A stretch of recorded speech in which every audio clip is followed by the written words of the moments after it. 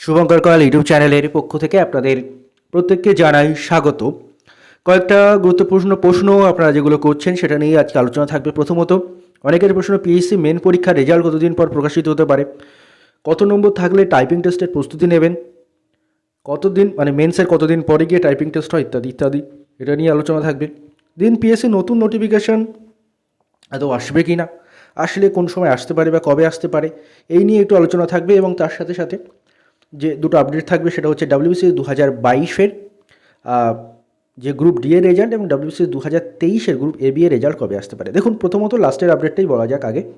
WBCS 2022-এর result, group D এর result, যেটা এ মাসের লাস্টে আসার কথা ছিল কিন্তু আরও ডিলে হচ্ছে সেটা, এবং আশা করা যায় জানুয়ারির প্রথমের দিকে কিন্তু এই ডাব্লিউবিসিএস 2022 গ্রুপ ডি এর রেজাল্টটা কিন্তু চলে আসবে। এবং তার পরপরই, তার কয়েকদিনের মধ্যেই ডাব্লিউবিসিএস 2023 গ্রুপ এ বি এরও ফাইনাল রেজাল্ট যেটা, সেটা কিন্তু চলে আসবে। তো আশা করা যায় জানুয়ারির ফার্স্ট হাফের মধ্যে, 15 তারিখের মধ্যে কিন্তু এই দুটো রেজাল্টই প্রায় আমরা দেখতে পারি। এবার পরবর্তী টপিকে যাওয়ার আগে একটা ছোট্ট ঘোষণা আপনাদের প্রত্যেকের জন্য। টেক্সট বুকের যে বিশাল একটা সেল চলছে, মাত্র 263 টাকায় যে অফারটা চলছে এখন, মানে যেটা নর্মাল ফিস কিন্তু 400-র ওপরে থাকে, সেটা মাত্র 263 টাকায় কিন্তু আপনারা এখন টেক্সট বুকের ইয়ারলি পাসপ্রোর ফিচার্স পেয়ে যাচ্ছেন, যেখানে আপনারা মক টেস্টের মাধ্যমে আপনার এক্সামকে আরও বুস্ট আপ করতে পারেন, আপনার প্রিপারেশনকে আরও বুস্ট আপ করতে পারেন এক্সামের জন্য। তো যাদের ইন্টারেস্ট রয়েছে ডেসক্রিপশন চেক করে নেবেন, এসইউবিআই শুট কোডটা ইউজ করলে এক্সট্রা 12% ডিসকাউন্ট পাবেন। এবং সবচেয়ে বড় কথা, কিন্তু আজই এই সেলের লাস্ট ডেট, এবং এই রকম সেল খুব তাড়াতাড়ি আর আসবে বলে মনে হয় না, মানে এত ডিসকাউন্ট আসবে না। তো যাদের ইন্টারেস্ট রয়েছে আজকে রাত্রের মধ্যে, অর্থাৎ রাত 12টার আগে কিন্তু আপনারা চেষ্টা করবেন নেওয়ার, নইলে পরে কিন্তু ফিসটা ইনক্রিজ হয়ে যাবে। যাই হোক, আমরা পরের টপিকগুলোয় আসি। প্রথম যে আপডেটটা বললাম ডাব্লিউবিসিএস 2022 এবং ডাব্লিউবিসিএস 2023-এর রেজাল্টের ক্ষেত্রে, এই আপডেটটা কিন্তু পাওয়া ছিল পিএসসির প্রাক্তন আধিকারিক স্যারের থেকে। বাকি আপডেটগুলো অ্যাজামশনের ওপরে এবং বিভিন্ন পারিপার্শ্বিক পরিস্থিতির উপরে ভিত্তি করে আমি বলবো। সেটা হচ্ছে প্রথমত, পিএসসি ক্লার্কশিপ মেন পরীক্ষার রেজাল্ট কতদিন পরে আসতে পারে। দেখুন, এই বিষয়ে যদি আমাদের বলতে হয় তাহলে আমাদের পূর্ববর্তী এক্সামগুলোর ক্ষেত্রে খেয়াল রাখতে হবে। এর আগে পিএসসির যে রেজাল্ট এসেছিল ক্লার্কশিপের, সেটা হচ্ছে কোভিড পিরিয়ডে এসেছিল, এবং যতদূর মনে পড়ছে এরকমই ডিসেম্বর মাসের দিকে সম্ভবত, আমার ঠিক খেয়াল আসছে না, তবে যাই হোক খেয়াল আসছে না। তো 2020-তেই সম্ভবত আমরা মেন পরীক্ষা লাস্টের দিকে দিয়েছিলাম, এবং তারপরে রেজাল্ট যেটা এসেছিল সেটাও কিন্তু ওই 9 মাসের পরপর, প্রায় 8-9 মাস অতিক্রান্ত হয়ে তারপর কিন্তু রেজাল্ট এসেছিলো। অর্থাৎ ওরকমই টাইম কিন্তু এবারও লাগতে পারে, যদিও তখন কোভিড ছিল, টাইমটা একটু বেশি লেগেছিল বলেছিল পিএসসি, কিন্তু বর্তমানে পিএসসি আরও স্লথ হয়ে গেছে, আরও ধীর গতিতে এগোচ্ছে। যেমন এক্ষেত্রে বলা যায় যে পিএসসি মিসলেনিয়াসের পরীক্ষা কিছুদিন আগে মেন পরীক্ষা হয়ে গেছে। অনেকেই জানতে চান যে তার রেজাল্ট কবে আসবে।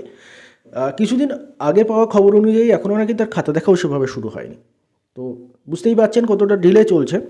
তো আপাতত এইগুলোর মিনিমাম যে কোনো রেজাল্ট, বিশেষ করে পিএসসি ক্লার্কশিপের ক্ষেত্রে মিসলেনিয়াসও বেশ লেট হবে, এবং পিএসসি ক্লার্কশিপের ক্ষেত্রে আমরা যদি আলোচনায় আসি, তো রেজাল্ট বার হতে মিনিমাম 8-9 মাস তো লেগেই যেতে পারে, 7 মাস 8 মাস 9 মাস লেগে যেতে পারে। অর্থাৎ বর্তমানে আমরা কনকনে ঠান্ডায় আছি, কনকনে ঠান্ডা পেরিয়ে বসন্ত চলে যাবে, বসন্ত পেরিয়ে গ্রীষ্ম চলে যাবে, গ্রীষ্ম পেরিয়ে বর্ষা চলে যাবে, বর্ষা পেরিয়ে শরৎ চলে যাবে, তারপরে হয়তো পুজোর আগে কি পরে হয়তো আমরা রেজাল্ট যদি দেখতে পাই, তবুও আমাদের বলা যায় যে ভাগ্য ভালো।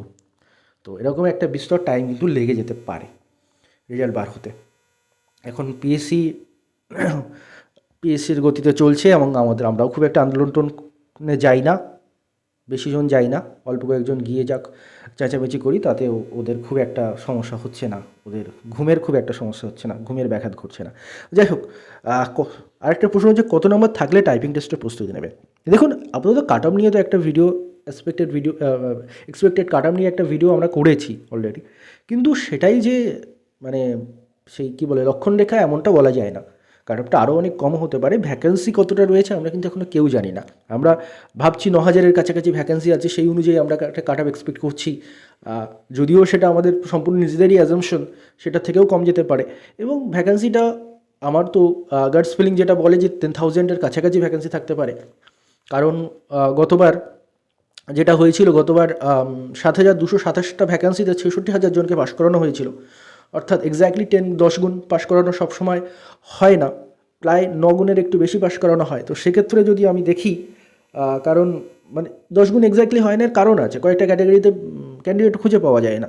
পিইসের বিভিন্ন ক্যান্ডিডেটে মানে পাশ করানোর মতো ক্যান্ডিডেট থাকে না। তারপরে প্রিলিমস পাস করানোর মতো এক্স সার্ভিস ম্যান থেকে শুরু করে এমএসপি থেকে শুরু করে ওই জন্য ওদের কাট অফ দেখবেন মাইনাসে চলে যায়। তো এবারও যেহেতু 90,000-এর কাছাকাছি পাস করানো হয়েছে, তার মানে হয়তো ভ্যাকান্সিটা 10,000 আশেপাশে রয়েছে। তো তেমন যদি হয় কাট অফ কিন্তু আরেকটু কমে আসলেও আশ্চর্যের হওয়ার কিছু নেই। তো আমি যেটা আপনাদের আগের দিন ভিডিওতে বলেছিলাম যে 115 থেকে 120, এক্স্যাক্টলি আমি বলেছিলাম 120 +-5, তো সেটা আরেকটু যে কমেও আসবে না তার কোনো তো গ্যারান্টি নেই, বা বাড়বেও না তার কোনো গ্যারান্টি নেই। আমরা জাস্ট একটা অ্যানালিসিসের উপর ভিত্তি করে চলছি। তো আমার যেটা মনে হয় কারা মেনের জন্য মাফ করবেন, কারা টাইপিংয়ের জন্য প্রিপারেশনটা নেবেন, দেখুন আমার যেটা মনে হয় আপনার নাম্বার যদি সামওয়্যার বিটুইন 105 থেকে 110-এর মধ্যে থাকে, তাহলে আপনার, আমি ইউআরের ক্ষেত্রে বলছি, তাহলে আপনার কিন্তু মাঝে মাঝে সময় করে, অর্থাৎ যখন আপনি ফ্রি থাকবেন, এমন নয় যে এখনও প্রায় বহুদিন সময় আছে, তো মাঝে মাঝে যখন ফ্রি থাকবেন হালকা হালকা করে টাইপিংটা প্র্যাকটিস করতে থাকবেন, এবং যখন রেজাল্টের কাছাকাছি চলে আসবে, যখন আপডেট পাওয়া যাবে যে রেজাল্ট আসছে তখন একটু টাইপিংটা বাড়িয়ে দিলেন। আর রেজাল্ট বার হওয়ার পরে তো আপনি কিছুদিন সময় পাবেন, খুব বেশি হলে হয়তো 20 দিন থেকে 15-20 দিন থেকে 1 মাস মতো টাইম পাবেন। তো তখন একটা খুব মানে ভালো করে প্র্যাকটিস করে নেবেন যদি হয়ে যায়। তো এই হচ্ছে ব্যাপার। আবারও আরেকটা প্রশ্ন যে কতদিন পরে রেজাল্ট বার হওয়ার কতদিন পরে টাইপিং টেস্ট আসে, দেখুন রেজাল্ট বের হওয়ার আপনার ওই যেটা বললাম 1 মাসের মধ্যেই হয়তো টাইপিং টেস্ট শুরু হয়ে যেতে পারে। মানে ওই 15 দিন মিনিমাম পেতে পারেন, আর হাইয়েস্ট হয়তো 1 মাস পেতে পারেন, এরকম একটা টাইম আপনারা কিন্তু তখন পেতে পারেন। তেমন ভেবেই তখন আপনারা এটার প্রিপারেশন নেবেন। আর মেন্সের কাট অফ যেটা আসবে, মানে টাইপিংয়ে ডাকার পরে যে কাট অফটা আসবে, আপনারা ভাবছেন যে টাইপিংয়ে মানে কী বলবো, মানে প্রিলিমস প্লাস মেন্স মিলিয়ে একটা কাট অফ এসে তারপর তো টাইপিংয়ে ডাকবে।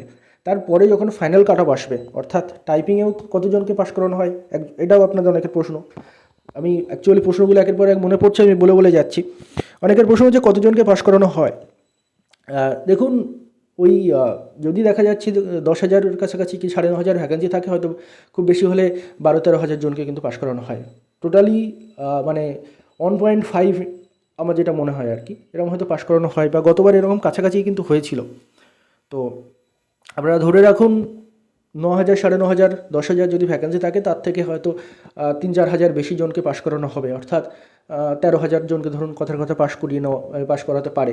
তারপরে টাইপিংয়ে রাখতে পারে, এবং টাইপিংয়ের পরে যখন ফাইনাল কাট অফ আসবে, যখন প্রত্যেকটা একদম ফাইনাল সিলেকশনের যে কাট অফটা আসবে, সেখানে কিন্তু এই যে টাইপিংয়ের যে কাট অফ, যেটা একটু কম থাকতে পারে, তারপরে কিন্তু ফাইনাল, আমি কিন্তু অ্যাকচুয়ালি আগের দিন যে কাট অফটা ডিসকাস করেছি সেটা কিন্তু ফাইনাল কাট অফে ডিসকাস করেছি। আমি কিন্তু এই প্রিলিমস প্লাস মেন্স মিলিয়ে যে টাইপিংয়ের জন্য যে কাট অফ, সেটা কিন্তু ডিসকাস করিনি। তো আলটিমেটলি ফাইনাল কাট অফ কিন্তু এই টাইপিংয়ের কাট অফটা ওর থেকে একটু প্রিলিমস আর মেন মিলিয়ে যে কাট অফটা আসবে সেটা হয়তো একটু কম থাকতে পারে, কিন্তু তারপরে আরও 2-4 নম্বর কিন্তু বেড়ে যেতে পারে যখন ফাইনাল কাট অফ আসবে, যখন যেটাতে আপনি চাকরি পাবেন একদম ফাইনাল কাট অফ, সেটার ক্ষেত্রে। এই হচ্ছে ব্যাপার। এবার বহুজনের আরেকটা প্রশ্ন, সেটা হচ্ছে পিএসসি নতুন নোটিফিকেশনের খবর কি, ক্লার্কশিপ, মিসলেনিয়াস, আইডি ইত্যাদির ইন্ডিকেটিভ বার হয়ে রয়েছে এখান থেকে 1 বছর আগে, এগুলোর ফর্ম ফিল আপের ব্যাপার কি। দেখুন এখনও পর্যন্ত এগুলোর ব্যাপারে কংক্রিট অফিসিয়াল বলুন বা প্রাক্তন আধিকারিক স্যারের থেকে বলুন, এখনও পর্যন্ত কিছু জানা যায়নি। তবে বিভিন্ন সোশ্যাল মিডিয়ায় খবর চলছে যে হয়তো আসতে পারে এই নোটিফিকেশানগুলোর কোনো একটা ফর্ম ফিল আপ শুরু হতে পারে। এবং আমার পার্সোনাল ওপিনিয়ন যেটা মনে হয়, আমি নিজের ওপিনিয়ন শেয়ার করছি, নিজের অ্যাজুমশন শেয়ার করছি এখানে, বা নিজের গার্ডস ফিলিং যেটা বলছে সেটা শেয়ার করছি, সেটা হচ্ছে যে একসাথে পিএসসি দুটো ফর্ম ফিল আপ করতে পারে না, তাদের সেই ইনফ্রাস্ট্রাকচার বর্তমানে নেই। তো আপাতত যেহেতু ডাব্লিউবিসিএসের এডি টু উইন্ডো ইত্যাদি দিয়ে 5 তারিখে ডাব্লিউবিসিএসের পুরো ফর্ম ফিল আপ প্রসেসটা দীর্ঘায়িত করতে করতে যেটা সমাপ্ত হচ্ছে আগামী 5 তারিখ, আমার মনে হয় যে জানুয়ারি মাসে ডাব্লিউবিসিএসের ফর্ম ফিল আপের প্রসেসটা পুরো কমপ্লিট হয়ে যাওয়ার পরপর, এডি টু উইন্ডোর প্রসেসটা পুরো কমপ্লিট হয়ে যাওয়ার পরপর আরও একটা ফর্ম ফিল আপ হয়তো হতে পারে, হয়তো সেটা পিএসসি ক্লার্কশিপ হতে পারে, বা মিসলেনিয়াস হতে পারে, বা অন্য কিছু, বা অন্য কোনো নোটিফিকেশান হতে পারে যেগুলো পেন্ডিং রয়েছে সেগুলোর মধ্যে থেকে। তবে ক্লার্কশিপ হওয়ার আমার মনে হচ্ছে যেন একটু সম্ভাবনা রয়েছে, ক্লার্কশিপ বা মিসলেনিয়াসের মধ্যে যে কোনো একটা ফর্ম ফিল আপ শুরু হওয়ার একটা মনে হচ্ছে যেন পসিবিলিটি রয়েছে, অর্থাৎ ইলেকশনের আগে এই দুটো ফর্ম ফিল আপ হয়তো আশা করতে পারি আমরা। এখনও পর্যন্ত আশাই করতে পারি, কংক্রিট ইনফরমেশন আসলে এই বিষয়ে আমি আরও আপনাদের জানানোর চেষ্টা করব। ধন্যবাদ আপনার সবাইকে ভিডিওটি মন দিয়ে দেখার জন্য।